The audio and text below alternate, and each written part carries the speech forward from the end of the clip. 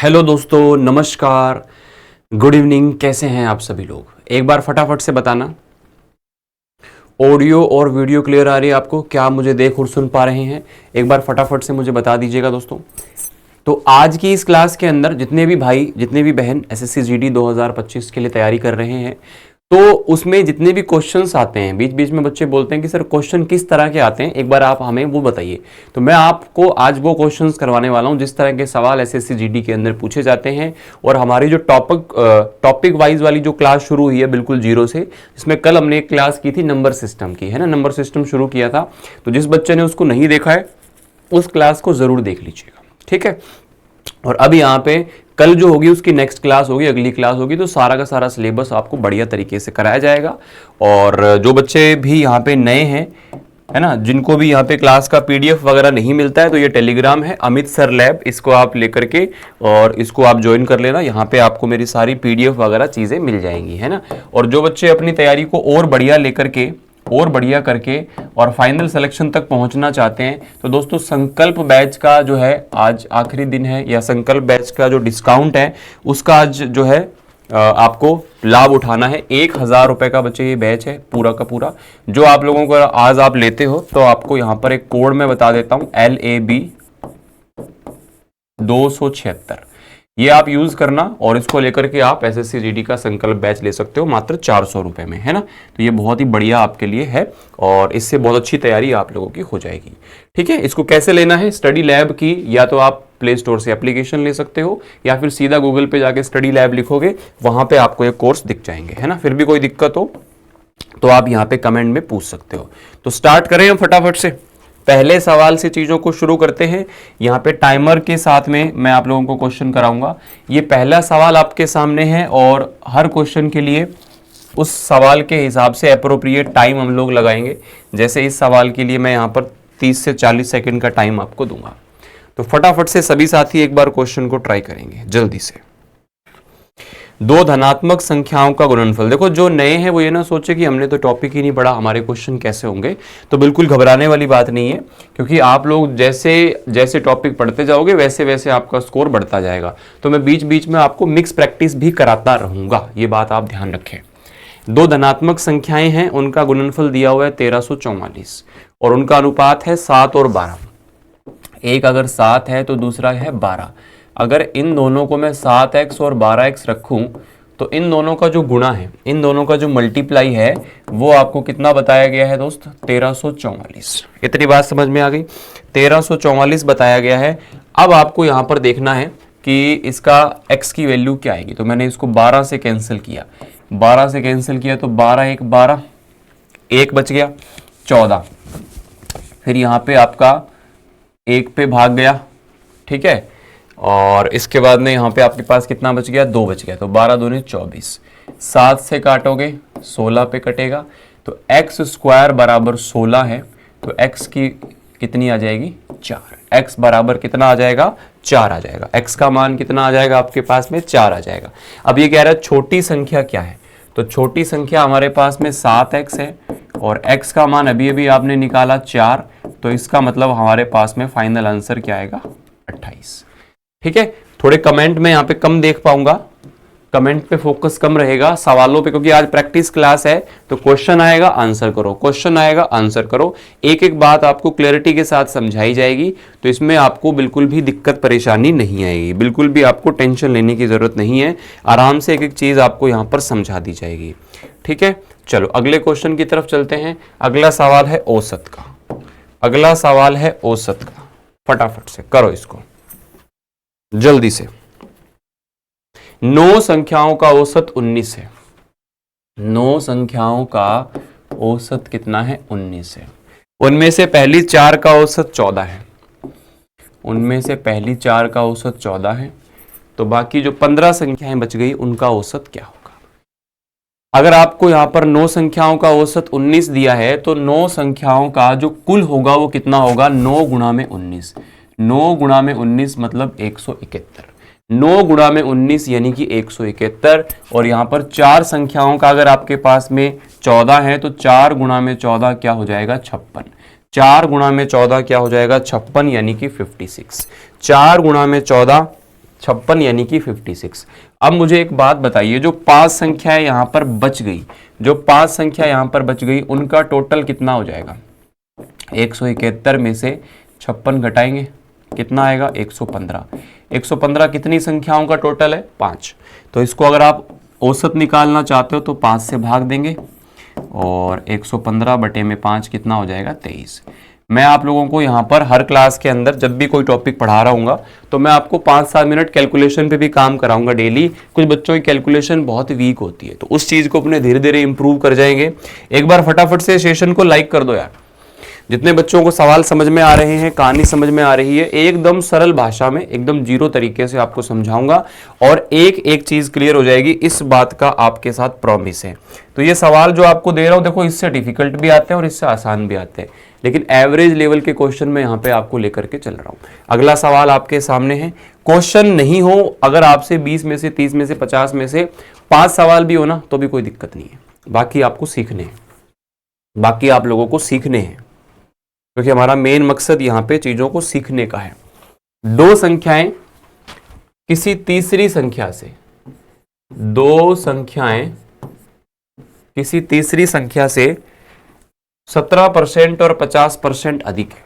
देखो यहां पर 3 संख्याएं हैं, पहली, दूसरी और तीसरी। अब ये कह रहा है कि पहली जो 2 संख्याएं हैं ना, वो एक तीसरी संख्या से, एक तो 17% ज्यादा है, कितनी ज्यादा है? 17%, और दूसरी वाली जो है वो 50% ज्यादा है। तो इसका मतलब क्या हुआ? आपको तीसरी संख्या को मान लेना है 100। तीसरी संख्या को मान लेना है 100। अब कई बार बच्चे पूछते हैं कि सर 100 ही क्यों मानते हैं, 150, 200, 500 ये क्यों नहीं मानते? बच्चे 100 इसलिए मानते हैं क्योंकि प्रतिशत पे कोई भी प्रतिशत निकालेंगे, जैसे 100 पे कोई भी प्रतिशत निकालोगे तो वही उसका उत्तर होगा। जैसे 100 का 15% कितना होगा? 15। वही मैं 150 मानूंगा तो 150 का 15% मेरे को निकालना पड़ेगा, 75 आएगा, इसलिए मानते हैं 100। तो 100 का 50% कितना हो गया? 50। तो 100 में 50 बढ़ाया इसने तो कितना हो गया? 150। और ये 17% ज्यादा है तो 100 में 17 जोड़ेंगे, ये हो जाएगा। ये पहली और दूसरी संख्या आ गई। और आपको पूछा गया तो उन 2 संख्याओं का अनुपात कितना होगा? उन 2 संख्याओं का अनुपात कितना होगा? इसको आप 3 से काटोगे तो ये कितना आएगा प्यारे? 39। इसको आप 3 से काटोगे तो ये कितना आएगा आपके पास में? 50। तो कितना आ जाएगा आपका? 39:50। ठीक है ना? तो ये आप लोगों का सिंपल सा तरीका है, सिंपल सा काम है, सिंपल सा सिस्टम है। एकदम आराम से आप इस चीज को कर सकते हो। ठीक है, एकदम आराम से आप इस चीज को कर सकते हो, कोई दिक्कत वाली बात नहीं है, कोई दिक्कत वाली बात नहीं है। ठीक है, जितने भी भाई यहाँ पे नए हैं मैं आपको बता दूं, डेली क्लास का टाइमिंग 8 बजे है, जिसमें हम लोग बिल्कुल शुरुआत से, बिल्कुल जीरो से मैथ को पढ़ रहे हैं। कल मैंने नंबर सिस्टम वाली एक क्लास कराई है, जिस भी भाई बहन ने वो क्लास नहीं देखी है ज़रूर जाकर के उस क्लास को देखो, क्योंकि नंबर सिस्टम से अच्छे खासे सवाल आएंगे। और आगे जैसे सिंप्लीफिकेशन यानी कि सरलीकरण है, एलसीएम है, एचसीएफ है, वो सारी चीज़ें मैं आपको कराने वाला हूँ। ठीक है, चलो इसके बाद में अगला सवाल। इस क्वेश्चन को देखो कितना मस्त तरीके से समझाता हूँ, कितना बढ़िया तरीके से आप इसको कर पाओगे। एक बार ट्राई करो सभी।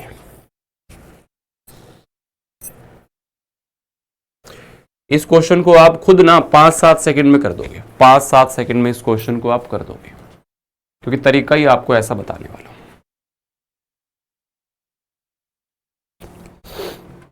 देखो एक चीज मैं आपको समझाता हूं। जैसे मान लो आपको मैं ये बोलूं कि 2 सही 1/4, 5 सही 3/4, इसका जोड़ कितना होगा? आपको इसको सॉल्व कैसे करना है वो तरीका सीखो। यहाँ पे 2 है, यहाँ पे 5 है, 2 और 5 कितना हो गया? 7। और अब 1/4 और 3/4 को आप जोड़ोगे तो कितना हो जाएगा? 1/4 कितना होता है? 25 पैसे। 3/4 कितना होता है? 75 पैसे। तो 1/4 और 3/4 को जोड़ोगे तो 1 आ जाएगा, तो 7 और 1 कितना हो गया? 8। ठीक इसी तरीके से आपको ये वाले सवाल करने हैं, ठीक इसी तरीके से आपको ये वाले सवाल करने हैं। इसमें देखो 9 और 19 कितना हो गया? 28। 28 और 20 48। 48 और 19 कितना हो गया? 67 यानी कि 67। भाई 67 तो आंसर नहीं हो सकता, क्योंकि और भी कुछ जुड़ेगा, ये हो नहीं सकता, ये हो नहीं सकता। वैसे तो देखो ऑप्शन से करेंगे तो यही क्वेश्चन का काम तमाम हो गया। ऑप्शन बहुत जरूरी रोल प्ले करते हैं भाई। ऑप्शन कई बार सीधा सीधा सवाल को पढ़ते ही बिना मतलब पढ़ते ही बिना सॉल्व किए ऑप्शन से सवाल सॉल्व हो जाता है, तो वो तरीके भी सिखाऊंगा कि कब कब सवाल को बिना ऑप्शन से करना है, बिना ऑप्शन से आपको सवालों को कब करना है। अगर आप लगातार जुड़े रहोगे मुझसे, जीरो लेवल से अगर आओगे, क्योंकि बहुत सारे बालक ऐसे हैं जो यार जोड़ना तक ढंग से नहीं जानते थे, वो पहली बार में एसएससी जीडी में रेलवे में सेलेक्ट हो गए। तो आप लोग भी उनमें से बनना चाहते हो तो क्लास कभी नहीं छोड़नी है, लाइव में अटेंड करनी है, क्योंकि लाइव में अटेंड करने का फायदा ये होता है कि आप एक एक चीज पूछ पाते हो टीचर से, और दूसरा बाद में पढ़ने की टेंशन नहीं रहती कि यार बाद में उस चीज को पढ़ना। लाइव में पढ़ लिया और मजा भी आया और कंपटीशन कितना ये भी पता चल गया। ठीक है, अब 1/3 और 2/3 को अगर आप जोड़ोगे, इसको आप जोड़ करोगे तो ये कितना आएगा, 1 आएगा। ऐसे ही अगर आप 3/4 और 1/4 को जोड़ोगे तो ये भी कितना आएगा, 1 आएगा। आप 4 लघुत्तम लोगे, ऊपर 3 + 1 4, 4/4 1 आएगा। ऐसे 3/3 1 आएगा, तो 1 और 1 कितना हो गया, 2। तो आपके सवाल का सही उत्तर क्या हो जाएगा प्यारे, 69 यानी कि 69। बात समझ में आ रही है? तो एक छोटा सा क्वेश्चन मैं आपको अपनी तरफ से दे दूं, करके दिखाओगे? छोटा सा क्वेश्चन मैं आपको अपनी तरफ से दूं। मैंने कहा 15 सही 3/4 प्लस 12 सही 1/2 प्लस 14। चलो बताओ जल्दी से क्या आंसर। मैं कमेंट देख रहा हूं सभी के, आपके कमेंट के अंदर आंसर दिखना चाहिए। फटाफट से बताओ क्या उत्तर होगा। सरलीकरण के 2 से 3 सवाल आते हैं आराम से, और इसी तरीके से आपको चीजें पूछी जाएंगी। तो बहुत काम की चीज बता रहा हूं, ये बहुत काम की चीज। 15 और 12 27, 27 और 14 41। अगर आपसे सीधा सीधा ये नहीं जुड़ता है तो आप ऐसे लिख के जोड़ लो, 3/4 और 1/4। 4 लघुत्तम ले लिया, ऊपर कितना आ गया, 4/4, 1 हो जाएगा। 41 और 1 जोड़ेंगे तो क्या हो जाएगा, 42।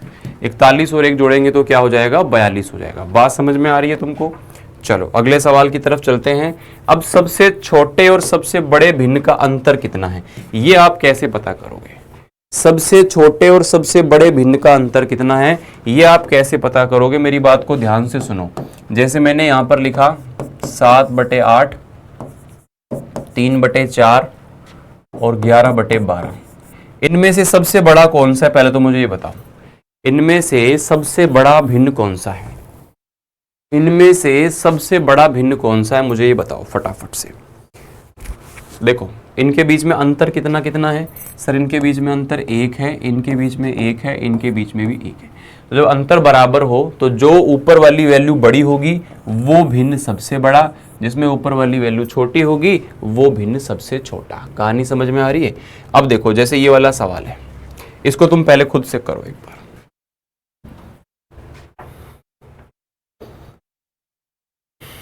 करो।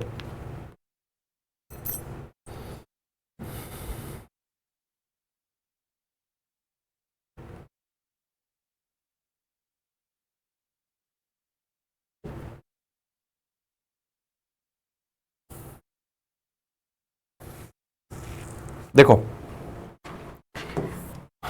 2/3, 3/4, 4/5, 5/6, सबका अंतर बराबर है, 1-1 अंतर है सब में, सबका अंतर 1-1 है। हाँ, तो यहाँ पे सबसे बड़ी कौन सी भिन्न हो जाएगी, 5/6, और सबसे छोटी कौन सी हो जाएगी, 2/3।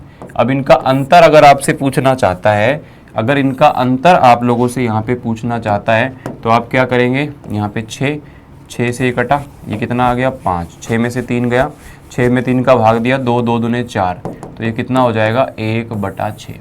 1/6 आपके सवाल का उत्तर आएगा। इस तरह से आपको कई बार पूछता है आरोही क्रम में इसको लगाओ, अवरोही क्रम में लगाओ, बढ़ते क्रम में लगाओ, घटते क्रम में लगाओ, तो वो सारी चीजें आप लोगों को यहाँ पर पूछी जाती है। बढ़ते क्रम में लगाओ, घटते क्रम में लगाओ, आरोही में लगाओ, अवरोही में लगाओ, वो सारी चीजें, सारी बातें आप लोगों को यहाँ पर पूछी जाती हैं। ये देखो एसएससी जीडी का एक सवाल आप लोगों को पूछा गया था, बड़ा ही खूबसूरत सा सवाल है, छोटा सा सवाल है, 5 सेकंड का, छोटा सा सवाल है, 5 सेकंड का क्वेश्चन है।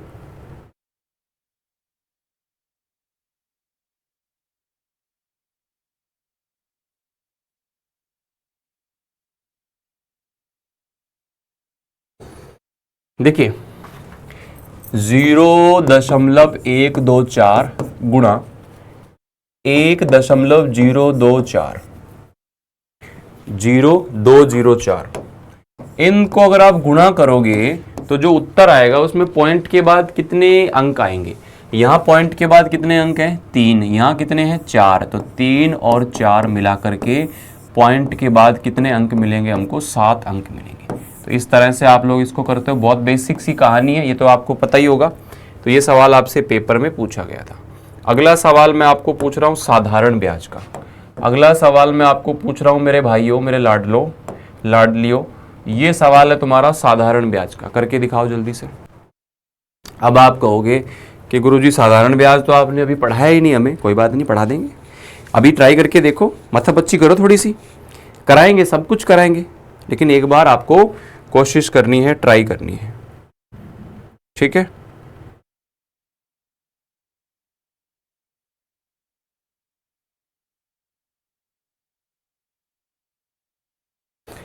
देखो, एक 12,000 रुपए की राशि है, 15% की दर से 3 वर्ष का साधारण ब्याज क्या होगा। देखो, साधारण ब्याज निकालने के लिए आप एक काम करो, P गुणा R गुणा T बटे में 100, मूलधन गुणा में दर गुणा में समय बटे में 100। अब आपके सामने मूलधन कितना है 12,000, दर कितनी बताई 15%, और टाइम कितना बताया 3 वर्ष। बस गुणा भाग करेंगे और सॉल्व हो जाएगा। तो फाइनल कितना बनेगा, जल्दी से बताओ आंसर। अरे एक्टिव रहो थोड़े से, आंसर कमेंट। ये जो प्रैक्टिस सेशन होता है ना, इसके अंदर लाइव अटेंड करने का फायदा क्यों होता है, क्योंकि आपको पेपर वाली फीलिंग आनी चाहिए कि यार पेपर में इतना ही टाइम मिलेगा, ऐसे ही पेपर करना है मेरे को। तो वो ऑफलाइन पेपर तो है नहीं, तो वो भी ऐसे ही करना होगा आपको। अब देखो यहाँ पे आप इसको सॉल्व करोगे तो 15 तिया 45, 45 इंटू 12, 12 5 60 का 0, 6 बच गया, 12 चौके 48 और 6 54, 5400 रुपए यहाँ पर ब्याज हो जाएगा। अगर मैं आपसे मिश्र धन पूछूं तो क्या आंसर आएगा। अगर मैं आप लोगों से पूछूं मेरे भाई यहाँ पे मिश्र धन कितना हो जाएगा, मिश्र धन कितना हो जाएगा, तो आप क्या बोलोगे। मिश्र धन का मतलब यहाँ पे हो जाता है मूलधन प्लस में ये। तो मूलधन जैसे 12,000 है और ब्याज यहाँ पे 5400 है, तो 12 5 17,400, ये आप लोगों का यहाँ पर मिश्रधन बन जाएगा। अगर पूछेगा तो इसने हमसे क्या पूछा था, इसने हमसे सिर्फ और सिर्फ ब्याज पूछा था। तो जैसे साधारण ब्याज का सवाल कर रहे हो, वैसे चक्रवृद्धि ब्याज का भी सवाल आपसे पूछा जा सकता है, तो वो चीज़ें भी सिखाएंगे, है ना। किसी भी चीज़ को सीखने के लिए अपने साथ में एक बार रेगुलर रहना पड़ता है। देखो, एक सवाल आता है साधारण ब्याज में गुणा पे आधारित। जैसे मैंने आपको कहा कि मान लो 20 वर्ष में साधारण ब्याज की किसी दर से कोई राशि अपना 11 गुना हो जाती है। कितना गुना हो जाती है 11 गुना। तो आपको बताना है कि साधारण ब्याज की दर क्या है। तो आपको बताना है कि साधारण ब्याज की दर क्या है। तो आपको बताना है कि साधारण ब्याज की दर क्या है, बताओ जल्दी से। साधारण ब्याज की दर क्या है।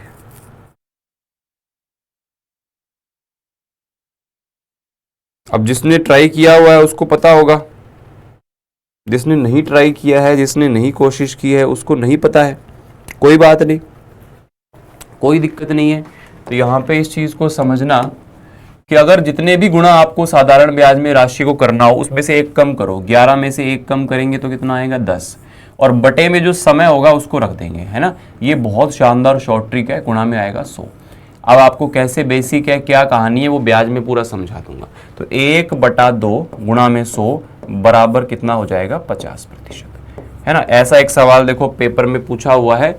सवाल सीजीएल वाले जीडी में आ जाते हैं, जीडी में पूछे हुए आपके रेलवे में आ जाते हैं, रेलवे वाले तो आपस में सवाल एक दूसरे पेपर में आते रहते हैं। ये मत सोचना कि यहाँ पे मैंने ये लिख दिया तो इस पेपर का सवाल है। सवाल किसी का नहीं है, एसएससी एक ही प्लेटफॉर्म है, एसएससी का टीसीएस जो है वो एग्जाम कराता है, तो एसएससी जीडी भी वही लेता है, एसएससी सीजीएल भी वही लेता है। तो एसएससी के पास सवाल वही है, वो उनको अलग अलग परीक्षाओं के अंदर पूछता है।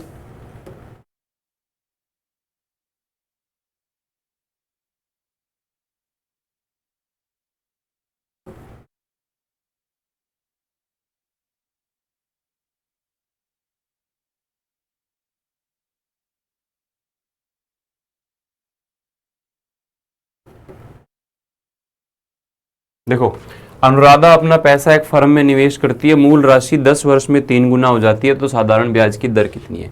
10 वर्ष में 3 गुना, मैंने क्या कहा था, 3 में से 1 कम किया, कितने वर्ष में? 10 वर्ष में। बस, इससे आसान तरीका नहीं है भाई, मेरी नॉलेज में, हो सकता है दुनिया में हो लेकिन मेरे ध्यान में नहीं है। 2/10 यानी कि 1/5, 1/5 गुणा में 100 बराबर क्या हो जाएगा? 20%। तो साधारण ब्याज का, और ये सवाल खूब आता है धड़ल्ले के साथ, ऐसा सवाल खूब आता है धड़ल्ले के साथ में। अगर आप लोगों में से कोई भी बच्चा टारगेट कर रहा है इस बार, जो पेपर आपका जनवरी फरवरी में होने वाला है, अभी मान लो आपका सितंबर है ना, सितंबर अक्टूबर नवंबर दिसंबर जनवरी फरवरी, अगर फरवरी में होता है तो 6 महीने हैं, नहीं तो 5 महीने तो है ही। तो आप ये कोशिश करो कि यार 3 महीने में, 3 से 4 महीने में अच्छे तरीके से अपना सिलेबस कंप्लीट करो, 3 महीने ही मान के चलो, और 2-3 महीने का तुम बढ़िया तरीके से प्रैक्टिस, उसके बाद में जो लगाओगे ना कंप्लीट वाली, पूरा का पूरा सेट, उसमें मैथ भी, रीजनिंग भी, हिंदी भी, है ना, जीएस भी, सब मिला के, तो वहाँ से तुम्हें पता चलेगा कि पिछली बार पेपर जो आए थे उसको देने से कितना स्कोर आपका बन रहा है। क्योंकि आपको पता है कि इस बार जो पोस्ट है, नौकरियां हैं, बढ़िया हैं, इस बार 40,000 के आसपास नौकरियां हैं, और आप लोगों को अलग अलग, जिस भी डिपार्टमेंट में आप जाना चाहते हो उसमें आपको अलग अलग बेहतरीन सैलरीज भी मिलती हैं, बढ़िया सैलरी मिलती है ना। आप मान के चलो कि मिनिमम 30 से 35,000 रुपये आप लोगों को स्टार्टिंग लेवल पर मिल जाता है, फर्स्ट विदाउट इंक्रीमेंट जो आपका होता है, और ये आपकी सैलरी 55 से 60,000 तक चली जाती है। कैसे जाती है वो डिपेंड करता है कि आप कौन सी फोर्स में ज्वाइन करते हो। जैसे सीआरपीएफ वगैरह है ना, जहाँ पे थोड़ा सा रिस्क फैक्टर, या बीएसएफ है, तो वहाँ पे जो आपको जोखिम भत्ता है वो आपको काफ़ी मिलता है ना। इसके अलग अलग स्लैब होते हैं, 5600 रुपये या 9,000 रुपये, और ये 20,000 25,000 रुपये तक ये आपका जो जोखिम भत्ता है वो जाता है। या आपको दिल्ली में रहना है तो आपकी फर्स्ट प्रेफरेंस जो है वो एसएसएफ या फिर एनसीबी आप रख सकते हो, या आप लोग यहाँ पे सीआईएसएफ रख सकते हो। तो ये ऐसी पोस्ट हैं जिनके अंदर आपको बॉर्डर में या फिर नक्सल एरिया में ऐसी जगह पे नहीं जाना पड़ता। लड़कियों के लिए देखो एसएसएफ सीआईएसएफ वगैरह बढ़िया अच्छी हैं, इसमें आप जाओगे तो आप बढ़िया तरीके से फैमिली के साथ में भी अपना रह सकते हो, तो वो कोई दिक्कत नहीं आती है। ठीक है, चलो अगले सवाल पे चलते हैं भाई। अगला क्वेश्चन, अभी आपका कोई भी लेवल है, घबराना मत कि यार मेरे तो सर अभी मैथ आती नहीं है, मेरे को तो ये नहीं, कोई बात नहीं। आप लगातार मुझ पे विश्वास करके, लैब पे विश्वास करके क्लासों को अटेंड करो। डेफिनेटली आप जब पेपर देके आओगे तो आप बोलोगे कि सर मज़ा आया, मज़ा आया, जैसे राहुल गांधी जी बोलते हैं ना, मज़ा आया, वैसे बोलोगे फिर आप। 4 वस्तुओं का औसत है 1250, एक वस्तु 2,000 रुपए की उसमें हमने और ऐड कर दी, तो उसका औसत कितना बनेगा? देखो औसत का मतलब होता है टोटल कुल कितना खर्चा हुआ। आपने पहले 4 वस्तुएं खरीदी 1250 रुपए के हिसाब से, फिर एक वस्तु आपने 2,000 रुपए की उसमें जोड़ दी, है ना, तो वहां पे कुल मिला के 5 वस्तुओं का कुल खर्चा कितना हो गया? आप देखो 1250 गुणा में 4 कितना होता है? ये 5,000। 5,000 और 2,000 जोड़ेंगे तो 7,000 रुपए में आपको कुल कितनी वस्तुएं मिली है? आप कहोगे सर 4 और 1 5 वस्तुएं मिली है, तो 7,000 बटे में 5 कितना आ जाएगा? 1,400। तो 1,400 रुपए आप लोगों का औसत बन जाएगा। औसत का मतलब ये होता है। अब हो सकता है कि आप सवाल कम सोल्व कर पा रहे हो, या आपसे किसी से सवाल नहीं सोल्व हो रहे हो, लेकिन भाई आपको पता तो चल रहा है ना कि यार ऐसे ऐसे सवाल पेपर में आते हैं। आपको कम से कम पता तो चल रहा है कि ऐसे ऐसे सवाल पेपर में आते हैं, ये चीजें पेपर में आती हैं।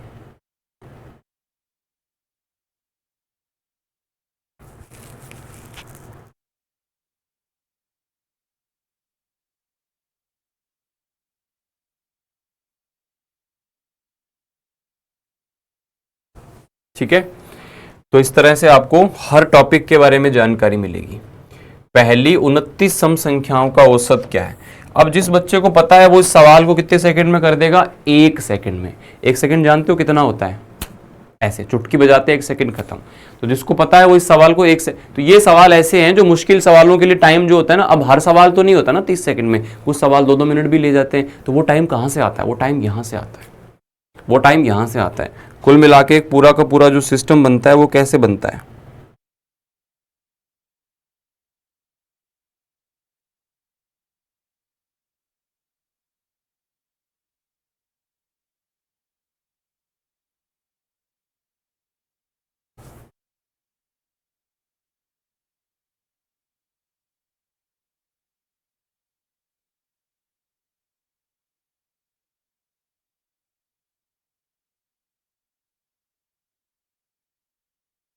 देखो पहली चीज तो इसका आंसर क्या हो जाएगा आपके पास में 30। जैसे पहली 29 सम संख्याएं हैं, पहली सम संख्या क्या होती है 2, दूसरी सम संख्या क्या होती है 4। इस तरह से अगर 29वीं सम संख्या देखेंगे तो क्या हो जाएगी 58। और कभी भी जब ऐसा कोई भी सीरीज टाइप की आए और उनमें अंतर बराबर हो, जैसे हर के अंदर अंतर 2-2 का ही रहेगा, ऐसा कभी भी आए और इसका आपको औसत निकालना हो, चाहे 2 का अंतर हो, चाहे 5 का, चाहे कितने का भी अंतर हो, इसका औसत कैसे निकालेंगे?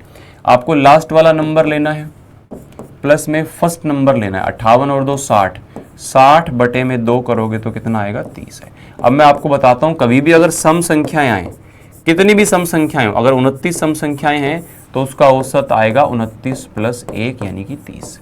अगर यहाँ पर विषम संख्याएं होंगी, अगर बाई चांस यहाँ पे विषम संख्याएं होती 29, तो इसका मतलब यहाँ पे उसका जो औसत है वो 29 रहता। तो विषम संख्याओं में तो सेम का सेम रहता है। जैसे मैं आपको पूछ लूं कि पहली 99 सम संख्याओं का औसत क्या होगा? पहली 99 सम संख्याओं का औसत क्या होगा?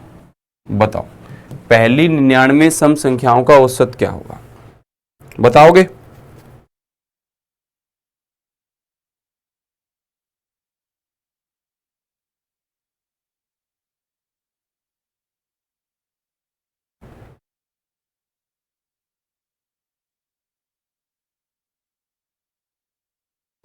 मैंने क्या कहा था?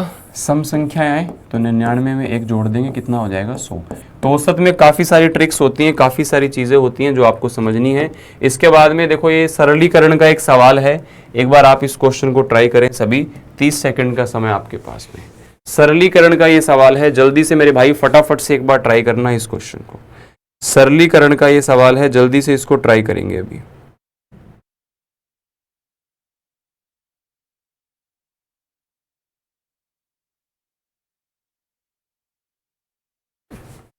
देखो इसको सॉल्व करना है, बढ़िया तरीका है, सीधा सीधा। 56 और 9 65, 65 में से 8 गया तो कितना हो गया 47। 47 और 42 कितना हो गया? 47 और 42, 47 नहीं 57 होगा, सॉरी। 56 और 9 65, 65 में से 8 गया 57, 57 और 42 99, तो ये आ गया 1/9। इधर आएगा 42 और 57 99। इससे काटोगे तो इस पूरे मामले को आप लिख सकते हो क्या 11। अब इसको सॉल्व करो, 11 यहाँ पे आ गया तो 197 माइनस ये 11 हो गया और प्लस कितना हो गया 108। ठीक है, प्लस कितना हो गया आपके पास में 108। यहाँ पे माइनस में आप, अच्छा माइनस में ये टोटल है, सॉरी उल्टा लिख दिया मैंने, यहाँ पे ये लगा हुआ है। तो 108 और 11 कितना हो गया 119। तो 197 में से 119 कम करोगे तो कितना हो जाएगा 20, 77 और 1 78, 78। तो इस तरह से सरलीकरण के सवाल आपके पेपर में आते हैं, जिसमें आप लोगों को बड़ी बड़ी कैलकुलेशन, ये तो हालांकि बहुत नॉर्मल सा सवाल है, इससे भी लंबे लंबे क्वेश्चन आपको देखने को मिलते हैं, इससे भी लंबे लंबे सवाल आपको देखने को मिलते हैं। ठीक है, अगला सवाल आपके सामने ये रहा। सभी साथी एक बार फटाफट से इस क्वेश्चन को ट्राई करेंगे। क्वेश्चन है, यदि किसी भिन्न के अंश में 20% की वृद्धि और उसके हर में 5% की कमी कर दी जाए तो मान जो होता है वो 5/2 आता है। तो हमारे पास जो मान है वो 5/2 आता है। मूल भिन्न ज्ञात करें। मूल भिन्न ज्ञात करें।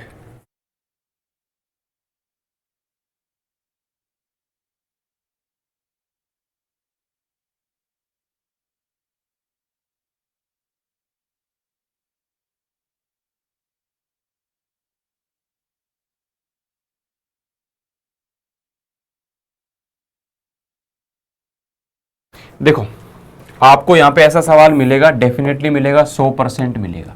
आपने कोई भी भिन्न ले ली, मान लो भिन्न है x/y, ये एक भिन्न है, इसको अंश बोलते हैं, इसको हर बोलते हैं नीचे वाले को। वो कह रहा है अंश में 20% बढ़ा दो। जहां भी परसेंटेज में बढ़ाने की बात करेगा वहां 100 प्लस करेंगे, जहां परसेंटेज में कम करने की बात करेगा वहां 100 माइनस करेंगे। तो अंश में 20% बढ़ा दिया तो 100 + 20 कितना हो गया 120%। और हर में 5% कम कर दिया तो 100 माइनस 5 कितना हो गया 95%। इसके बाद हमारे पास जो भिन्न है वो कितना बन गया 5/2 बन गया। ये भिन्न कितना बन गया 5/2 बन गया। अब आपको बताना है कि जो मूल भिन्न है वो क्या होगी। मूल भिन्न मतलब जो आपने स्टार्टिंग में मानी थी ये वाली, इसकी वैल्यू कितनी आएगी। तो इसको आप लोग बढ़िया तरीके से सॉल्व करो। प्रतिशत हट जाएगा यहाँ पे, इसको आप 5 से काटोगे तो 24 आएगा, इसको 5 से काटोगे तो 19 आएगा। अब कुछ कटता पिटता तो है नहीं, तो 19 यहाँ जाके 5 से गुणा हो जाएगा तो 19 5 कितना हो गया 95। 24 यहाँ आके 2 से गुणा हो जाएगा तो 24 गुणा क्या हो जाएगा 48 यानी कि 48। तो 95/48, 95/48 आपके क्वेश्चन का आंसर हो जाएगा। 95/48 आपके क्वेश्चन का आंसर हो जाएगा। तो सिंगल लाइन के अंदर चीजें वहां पे देखो, ऐसा होता है कि सवाल 20 हैं तो 20 के 20 का आप लोगों को कॉन्सेप्ट पता होना चाहिए। कॉन्सेप्ट अगर एक का भी नहीं पता तो आप सवाल नहीं कर पाओगे, क्योंकि वहां पे बड़ी टेंशन रहती है, तनाव रहता है यार पेपर में, है ना। मैथ भी पढ़नी है, रीजनिंग भी करनी है, जीएस के सारे सवाल, हिस्ट्री पॉलिटी साइंस सब कुछ करना है, हिंदी करनी है ना। तो उस टाइम पे बड़ा प्रेशर रहता है। 60 मिनट है, 60 मिनट में क्या क्या करेगा आदमी। तो उस टाइम पे आप लोगों को सारे के सारी चीज़ें पता होनी चाहिए। और पता कैसे होंगी, क्योंकि हम आज से मेहनत कर रहे हैं ना यार। आज हम पेपर से 1 महीना पहले थोड़ी ना पढ़ रहे हैं, हम पेपर से 5 महीने 6 महीने पहले पढ़ रहे हैं। तो इस चीज़ का फ़ायदा आपको मिलेगा 100%, है ना। छोटी छोटी बातें जो है, अब जैसे बार नंबर का सवाल आता है, बार नंबर का सवाल आता है। बार नंबर का सवाल मतलब क्या होता है, जैसे मैंने कहा 0.43 इस तरह का सवाल है। ये एक दशमलव में संख्या है, आपको इसको भिन्न के अंदर बदलना है। मतलब भिन्न के अंदर बदलना है, जो चीज रिपीट हो रही है ना उसको सेट करना है। जो चीज रिपीट हो रही है उसको सेट करना है। कैसे सेट करोगे, कैसे सेट करोगे भाई, यहां पे आप देखो ये लिखा हुआ है 0.4, इसके बाद में क्या रिपीट हो रहा है 3। तो जो चीज रिपीट हो रही है उसके ऊपर बार लगा देंगे, जो चीज रिपीट हो रही है उसके ऊपर क्या लगा देंगे, बार लगा देंगे। अब करना क्या है भाई, इसको सॉल्व कैसे करना है, इसको 43 का 43 लिखो, ठीक है। और इसमें से माइनस क्या करना है, जिसके ऊपर बार नहीं है। किसके ऊपर बार नहीं है गुरु, 4 के ऊपर बार नहीं है। अरे रसगुल्लो समझ रहे हो क्या, हाँ ना बोल दो। जितनी संख्या है पूरी लिखेंगे, उसके ऊपर जिस पे बार नहीं है, किस पे बार नहीं है 4 पे, उसको माइनस करेंगे बटा। ध्यान से सुनना, जितनी संख्याओं पर बार है उतने क्या लगाएंगे 9, जितनी संख्याओं पे बार नहीं है उतने क्या लगाएंगे 0। तो यहां पे 43 में से 4 गया तो कितना हो गया 39, 39/90। अब हालांकि ये 3 से और कट रहा है तो आप इसको 3 से और काट सकते हो, तो 13/30 ये आप लोगों का आंसर आ जाएगा। बाकी ऑप्शन में अगर ये दिया होगा तो ये लिख देना। तो इस तरह से आप बार संख्याओं को भी सॉल्व कर सकते हो। किसी को कोई दिक्कत हो, परेशानी हो तो एक सवाल और समझा देता हूं। मैंने आपको कहा 1.21111 एक सवाल बार नंबर का पेपर में पूछा जाएगा तुमसे। ये सरलीकरण के अंदर आता है या नंबर सिस्टम के अंदर आता है, तो बार नंबर का सवाल तुमको सिखा रहा हूं। आज की क्लास सबसे ज्यादा तुम्हारे लिए इंपॉर्टेंट रहेगी। जो बच्चों को तो आता था थोड़ा बहुत, उनकी तो बहुत बढ़िया लेवल की प्रैक्टिस हो रही है, और जिनको नहीं आ रहा था उनको ये पता चलेगा कि गुरु आता क्या है। अब उसको पता चलेगा, हाँ यार ये चीजें आती, मेरे को ये चीजें पढ़नी है, ये चीजें पढ़नी है। बहुत सारे बालक ये बोलते हैं यार मैथ में 0 हूं, मुझे मैथ में कुछ नहीं आता। मैं कहता हूं तुम्हें मैथ में कुछ नहीं आता हो इस बात से कोई फर्क नहीं पड़ता। तुम मैथ को कितना सीखना चाहते हो, तुम मास्टर की बात कितनी मानोगे, तो मेरे द्वारा बताया गया काम करोगे तो तुम्हारा सिलेक्शन कोई रोक नहीं सकता। चाहे वो मैथ हो, रीजनिंग हो, जीएस हो, हिंदी हो, सारी चीज़ों की स्ट्रेटेजी, सारी चीज़ों की बातें, कैसे कैसे किसकी तैयारी करनी है वो मैं आपको बताऊंगा। जो मैं आपको यूट्यूब पर पढ़ा रहा हूँ चीज़ों को, जैसे नंबर सिस्टम पढ़ा रहा हूँ या जो भी चीज़ करा रहा हूँ, उसका आप लोग यहाँ पे जो है अपने कॉपी में नोट्स बनाते हुए चलना। जो पढ़ते हो, जिस टाइम पढ़ते हो उस टाइम नहीं, क्लास को देखने के बाद एक बार क्लास को दोबारा रिवाइज करेंगे, उस टाइम पे अपना आराम से ढंग से तरीके से लिखेंगे चीज़ों को। देखो अब यहाँ पे 1 आ गया तो 1 लिखेंगे यहाँ पे, इसको कैसे सॉल्व करेंगे, ये पॉइंट है। इसके बाद में अब 2 के बाद में रिपीट क्या हो रहा है 1, ऐसा है। एक के ऊपर बार है ना, तो पूरा मैंने लिखा 21। अब 21 में से माइनस क्या करेंगे, जिसके ऊपर बार नहीं है, बार किस पे नहीं है, 2 पे। 21 में से 2 कम कर दिया, और बटे में क्या आएगा, एक के ऊपर बार है और एक के ऊपर बार नहीं है, तो एक सही 19/90।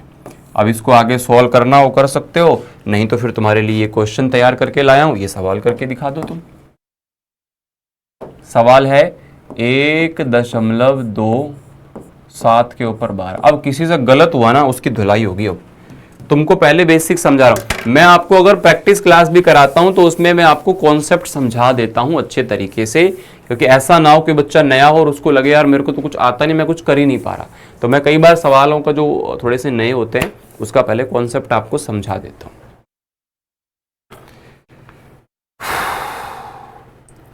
करो एक बार जल्दी से।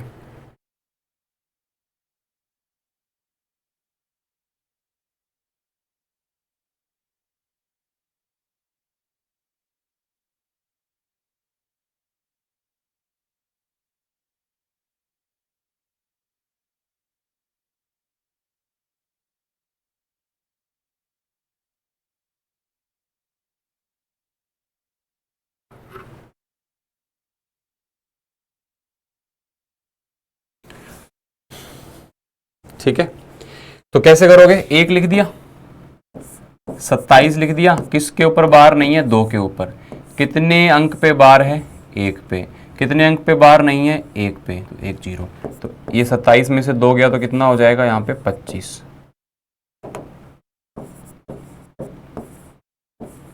तो इसको आप काटोगे 5 से, तो ये 5 आएगा, और यहाँ पे क्या आएगा आपके पास में, 18। 1.2। अच्छा यहाँ तो अलग, अच्छा 2 7 पूरे के ऊपर बार है। अरे अरे चलो, मैंने दूसरे तरीके, मैंने एक के ऊपर बार के हिसाब से करा दिया, ये तो और आसान है, ये तो और आसान है। तो एक, अगर दोनों के ऊपर बार है तो सीधा सीधा जितने संख्याओं पे बार है उतनी बार 9 लगा दोगे, हो गया काम, हो गया काम। तो इसको आप काटोगे 9 से तो 3 आएगा, 11 आएगा। एक सही 3/11, तो 14/11। ये तो बिल्कुल आसान सा हो गया। अगर सिर्फ 7 के ऊपर बार होता ना, तब क्या करना है, तब भी वो मैं आपको सिखा चुका हूं कि तब आपको क्या करना होता।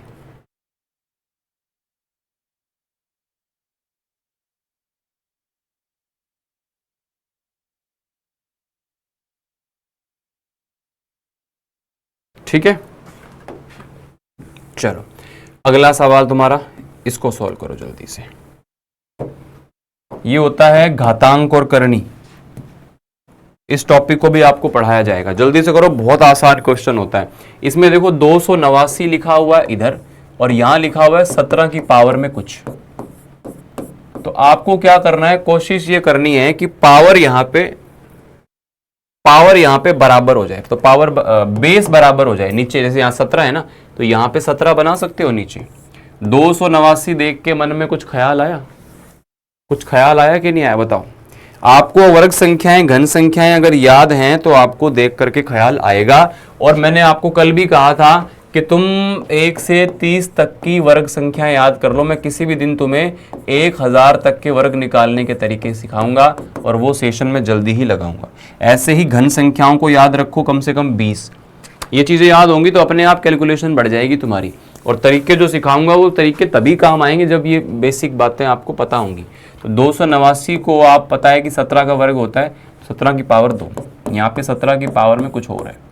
तो जब यहाँ पे दोनों बराबर हैं, यहाँ पे दोनों जगह पे 17 हैं, तो ये जो 2 है ये किसके बराबर हो जाएगा, इसके। तो यहाँ से जब आप करोगे तो x बराबर 2 × 5 बराबर 10 हो जाएगा।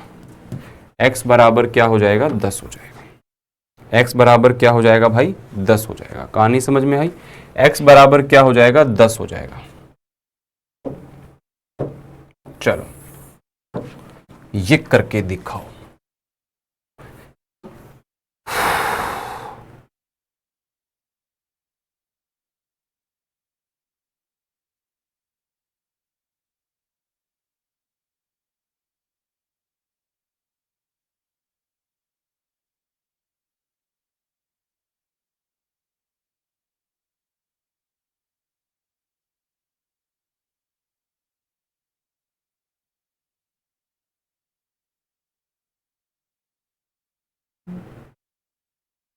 देखो, जब भी ऐसी संख्या आए और ये अनंत तक चल रही हो, कोई भी यहां पर एक संख्या हो जो कि रिपीट हो रही हो, तो वो जो संख्या अंदर रिपीट हो रही है वही आपके सवाल का उत्तर होता है।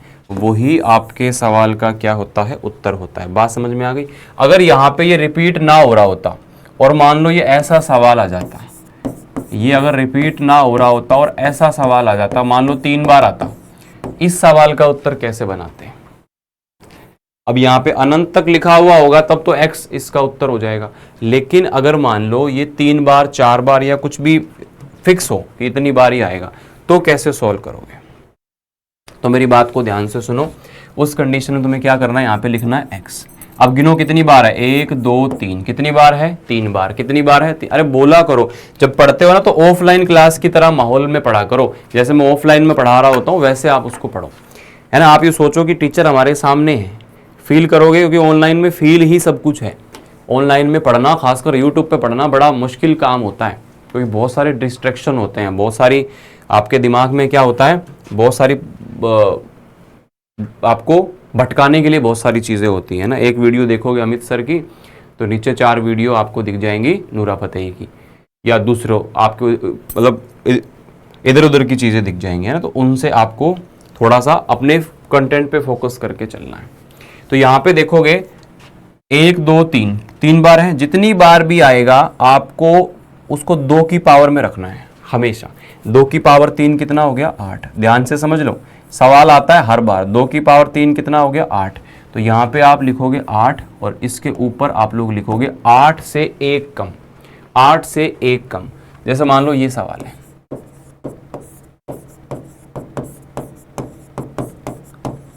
मैंने पूछा जी इसका उत्तर क्या आएगा, मैंने पूछा इसका उत्तर क्या आएगा, मैंने पूछा इसका उत्तर क्या आएगा। तो आप क्या कहोगे, आप कहोगे गुरुजी ऐसा है, 5 यहाँ पे लिखेंगे। अब 1 2 3 4, 4 बार आया तो 2 की पावर 4 कितना होता है, 16।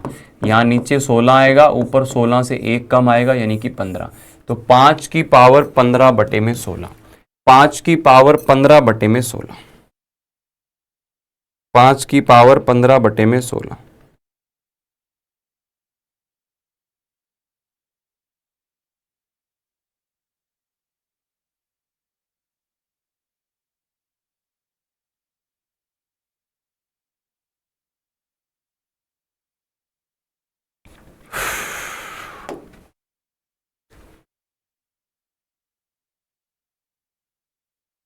चलो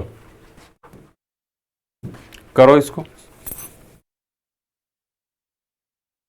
तो ये आपके लिए एक क्वेश्चन रहेगा, ये आपके लिए एक सवाल है। यहाँ पे इसमें 11 कितनी बार आया है, 1 2 3 4 5। कुछ बच्चे क्या करेंगे, तुरंत देखते 11 टिक करेंगे, सर ने ऐसा सवाल कराया था और उसका सेम उत्तर आता है। नहीं भाई, अनंत तक आता तब 11 होता। तो कितनी बार है, 1 2 3 4 5, 2 की पावर में 5 क्या हो जाएगा, 32। ठीक है, यहाँ आएगा 32 और यहाँ आएगा 31। तो 11 की पावर 31 बटा 32। इस तरह की कहानी है, इस तरह की चीज़ें हैं। तो एक एक बात आपको यहाँ पे, ये कल समझाया था, याद होगा तो किसी को, ये कल समझाया था तुम्हें। दो सहअभाज्य संख्याओं का महत्व समावर्त्य क्या होता है। सहअभाज्य संख्याएं क्या होती है, को प्राइम नंबर। और को प्राइम नंबर होते हैं जिनमें कुछ भी कॉमन नहीं होता, और जिनमें कुछ भी कॉमन नहीं होता उनका HCF कितना होता है बबुआ, उनका HCF कितना होता है मेरे रसगुल्ले, उनका HCF होता है 1। उनका HCF कितना होता है, 1 होता है। समझ रहे हो बात को। ये आपका HCF पर पूछा जाने वाला बहुत कॉमन सा क्वेश्चन। कह रहा है कि दो संख्याएं जो हैं वो 5:11 में है। अगर आपको इसका HCF बताया गया है 21, तो बताइए बड़ी संख्या क्या है, तो बताइए बड़ी संख्या क्या है।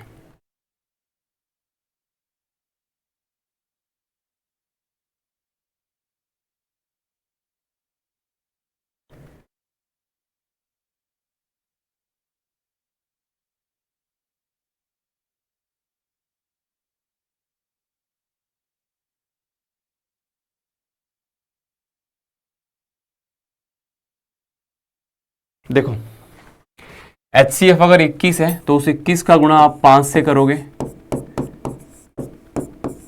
तो छोटी संख्या आपके पास आएगी, और उस 21 का गुणा अगर आप 11 से करोगे तो वो बड़ी संख्या आपके पास में आएगी। जैसे यहाँ पे आपसे पूछता 21 गुणा में 11 तो 231 यहाँ पे बड़ी संख्या हो जाएगी। अगर मैं पूछता कि इन संख्याओं का अंतर कितना है तो आप क्या करते, डायरेक्टली देखते इनका अंतर कितना है, 5 और 11 का अंतर है 6, तो आप 6 को 21 से गुणा कर देते। और आपको पूछा जाए इन संख्याओं का जोड़ कितना है तो 11 और 5 कितना हो गया 16, तो 16 को आप सीधा 21 से गुणा करोगे तो जोड़ आ जाएगा। आप ऐसे जोड़ोगे तब भी उतना आएगा और ऐसे डायरेक्ट करोगे तब भी उतना ही आएगा। कहानी समझ में आ गई? तो जो भी भाई मेरे ऐसे हैं जो कि हमारे संकल्प बैच के साथ में जुड़ना चाहते हैं, जितने भी बच्चे ऐसे हैं जो पूछते रहते हैं गुरुजी यूट्यूब से पढ़ के सिलेक्शन हो जाएगा या फिर मुझे बैच को ज्वाइन करना पड़ेगा, तो मैं आपको बता देता हूँ जो अपना संकल्प बैच है उसके अंदर आप लोगों को सारे के सारे विषय का, संकल्प बैच के अंदर सारे के सारे विषय गणित, रीजनिंग, जीएस, हिंदी सारी चीज़ें आपको मिलती हैं। और YouTube से कहीं ना कहीं देखो जो कंटेंट होता है, जो वहाँ पर पढ़ाने का माहौल होता है वो थोड़ा सा हाई होता है ना। वहाँ पे एकदम ऐसे बच्चे होते हैं जो बिल्कुल पढ़ने के लिए आए होते हैं, और टीचर भी ज़्यादा पढ़ा पाता है, ज़्यादा कंटेंट दे पाता है और उनकी प्रैक्टिस करा पाता है, सवाल करने के लिए देता है, तो उस बेसिस पे थोड़े और बढ़िया लेवल पे तैयारी हो जाती है। और 1000 रुपये का ये बैच है जो कि आपको नाम मात्र की फीस में 399 में लगभग 400 रुपये में आपको ये बैच मिल रहा है। ठीक है, कैसे लेना है? स्टडी लैब, अभी मैं आपको क्वेश्चन दे रहा हूं, भागना नहीं है। स्टडी लैब जो है प्ले स्टोर से डाउनलोड कर सकते हो या फिर सीधा गूगल पे लिखो स्टडी लैब, तो वहां पे आप जाओगे, खोलोगे तो उसके अंदर संकल्प बैच दिख जाएगा। जैसे आप लोगे तो वहां पे आपसे अप्लाई कूपन कोड पूछेगा, तो आपको यहाँ पर ये कूपन कोड लगाना है, ये आपके भाई का कोड है, इसको लगाते ही आपको ये बैच 400 रुपये में मिल जाएगा। बाकी इस क्लास की जो PDF है वो आपको टेलीग्राम अमित सर लैब पर मिल जाएगी, ये आप देख लेना यहाँ से। और एक सवाल मैं आपको यहाँ पे दे रहा हूँ, ये सवाल आप लोगों का होमवर्क क्वेश्चन है। आज की कक्षा आपको कैसी लगी बताना। कल 8 बजे फिर हम मिलेंगे नंबर सिस्टम के दूसरे पार्ट के साथ में। मेरे साथ एक एक क्लास को लाइव अटेंड करना है, पूरे टॉपिक पढ़ाऊंगा, सारी चीज़ें आपको यहाँ पर भी मिलेंगी और बढ़िया तरीके से आपको मिलेंगी, है ना। कहीं ना कहीं एप्लीकेशन पे एक चीज़ सिस्टमेटिक होती है, एक चीज़ सिस्टमेटिक होती है। कोई भी टॉपिक पढ़ना है, कोई भी चीज़ पढ़नी है, वहीं कई बार यूट्यूब पे कोई दूसरी सीरीज शुरू हो जाती है या कोई आप लोगों को बीच में कुछ ऐसा इंटरप्शन आ जाता है, कमेंट्स चलते रहते हैं, लोग इधर उधर की बातें करते रहते हैं, तो काफ़ी सारी चीज़ें वहाँ पे अलग हो जाती हैं। ठीक है, तो चलो मिलते हैं आप लोगों से अगले सेशन में। और सेशन कैसा लगा, मैंने कल भी बोला था, आप लोग कमेंट करके बताते नहीं हो कि सेशन कैसा लगा। अगर तुमको कुछ फील हुआ हो, अंदर से लगा हो थोड़ी सी आग कि यार इस बार कर देंगे, ये मास्टर करवा देगा सिलेक्शन, थोड़ा पढ़ के मोटिवेशन मिला हो, लग रहा हो कि इस बार कर देंगे, तो बताना यार कमेंट करके, है ना। चलो मिलते हैं आपसे कल 8 बजे। Thank you.